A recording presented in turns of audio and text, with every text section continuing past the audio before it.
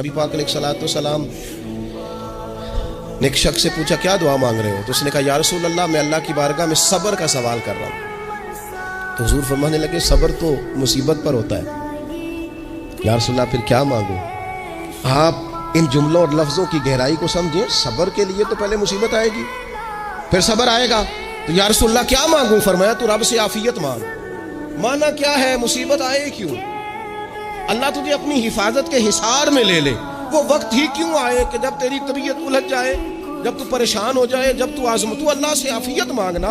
जब तू आफियत मांगेगा तो अगर कभी मुश्किल आएगी भी ना, तो खुदा फिर अपने फजल से मुश्किल से निकलने में रास्ता भी बड़ी जल्दी अता फरमाएगा और तेरे ऊपर फजल फरमाएगा। अगर आफियत, ये जो हम नबी पाक की उम्मत है ना, तो ये हमारे गिर्द अल्लाह के फजल और उसकी रहमत का हिसार है। ये हिसार है हमारे गिर्द। वो दरवेश ने कहा था ना कि करूं शुक्र कितना और करूं फख्र कितना कि तेरे करम ने मुझे फायजुल मराम किया। देखो बना के सैयद आलम का उम्मती मुझको गुनाह से पहले ही बख्शिश का इंतज़ाम किया। अभी मैंने गलती की नहीं, लेकिन मुझे हुजूर का गुलाम बना दिया, बख्शिश का बंदोबस्त पहले हो गया। अपने मालिक से बीमार भी उससे आफियत मांगे, मकरूज भी उससे आफियत मांगे, बे औलाद भी उससे आफियत ही मांगे, साहिब औलाद भी उससे आफियत ही मांगे। जो दौलत के हुसूल के रिस्क के हलाल के ख्वाहिशमंद हैं वो भी उससे आफियत मांगे, और जिनकी झोली उसने भर दी है वो भी अपने रब से आफियत ही मांगे। मालिक से जब सवाल करे, एक बुजुर्ग थे उन्होंने तो अपनी अंगूठे में लिखवा लिया था कि या अल्लाह मुझे आफियत अता फरमा। मगर जब भी देखता हूँ याद आ जाता है कि अल्लाह से आफियत मांगनी अपने मालिक की बारगाह के अंदर। देखो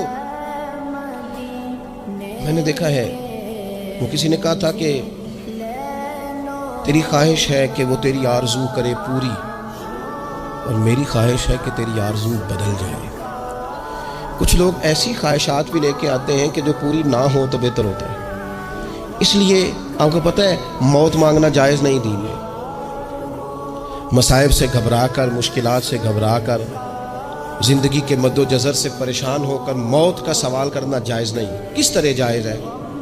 इन लफ्ज़ों के साथ दुआ कर सकता है कि या अल्लाह जब तक मेरी ज़िंदगी बेहतर है मुझे ज़िंदा रख, और जब मेरा दुनिया से जाना बेहतर है फिर तो मुझे अपनी बारगाह में बुला ले। ये भी क्या है? ये भी आफियत का सवाल है कि या अल्लाह रख भी तब तक जब तक रहना बेहतर है। नबी पाक ने भी अर्ज़ा लिल उम्र होने से पनाह मांगी। हमारा ये मिजाज बन गया है कि हम अपने हक में ऐसी चीज़ों का सवाल कर रहे होते हैं जो कई दफ़ा हमें मिल जाए तो हमारा नुकसान करे। कुरान हकीम एक जगह पे अल्लाह करीम ने फरमाया है कि अगर सब लोगों को माल दे दूं तो बगावत करें, फसाद हो जाए। क्या माना कि अपना नुकसान कर बैठे लोग। हम अपने मालिक की बारगाह में बाज़ ऐसी चीज़ों के सवाली हैं कि जो हमारे लिए ठीक नहीं है, हमें उसके करम पर छोड़ना है, उससे आफियत मांगनी। और बाज़ लोग, क्योंकि मैं कह चुका हूँ शुरू में कि हमारी दीनी रूहानी तरबियत नहीं होती और हम कहीं से बाकायदा असबाक लेने के कायल ही नहीं होते, पूरी तरबियत का हमारा मिजाज ही नहीं होता। अपनी अक्ल और अपना शऊर और अपने हिसाब से हम ज़िंदगी को बिताना चाहते हैं।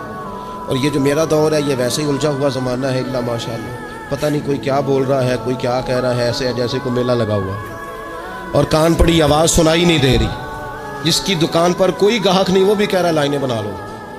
ऐसा उलझा माहौल है और ऐसी आजमाइश है कि लोग बेचारे परेशान हैं। देखें जब तरबियत के साथ इंसान आगे बढ़ता है ना, हमारे पास मुक्तदा है अल्लाह रसूल का कलाम, हमारा पेशवा है रब रसूल का फरमान। जब हम किताब व सुन्नत की रोशनी में आगे बढ़ते हैं तो फिर हमारे लिए मंजिल आसान भी होती है और करीब भी होती है। फिर हमारे लिए आगे की तरफ सफ़र करना, आगे बढ़ जाना ये आसान होता है।